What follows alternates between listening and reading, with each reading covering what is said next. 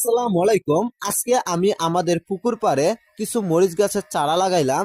আমি আমাদের পুকুর পাড়ে যে পরিমাণের মরিচ গাছের চারা লাগাইছি, আশা করা যায় আমাদের আর বাজার থেকে মরিচ কিনতে হবে না। আমি আমাদের পুকুর পাড়ে অতিরিক্ত মরিচ গাছও লাগাই নাই, যাতে আমাদের পুকুর পাড়ে আমি আরো বিভিন্ন রকমের সবজি লাগাইতে পারি পরিমাণ মতো, যাতে কোনো রকমের সবজি বাজার থেকে কিনতে হয় না। আসলে বাজারে যে সবজিগুলো পাওয়া যায় এগুলো অসাধু ব্যবসায়ীর হাতে যাওয়ার সঙ্গে সঙ্গে সেগুলো আর সবজি থাকে না, সেগুলো হয়ে যায় ফরমালিন মিশানো পণ্য এবং বিভিন্ন রাসায়নিক পদার্থ মিশিয়ে থাকেন তারা, যাতে এই সবজিগুলো অতিরিক্ত কিছুদিন মজুত করা যায় এবং তরতাজা সুন্দর দেখায়।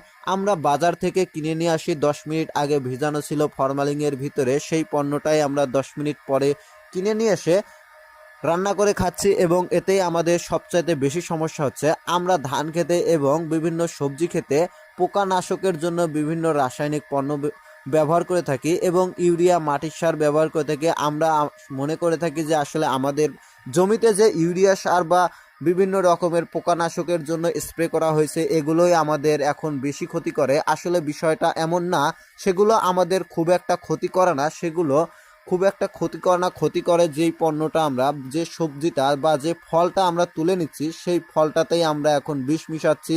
আর এই বিষ মিশানো খাবারটাই আমরা আধা ঘন্টা 10 দিন বা 15 দিন পরে আমরা এনে খাচ্ছি।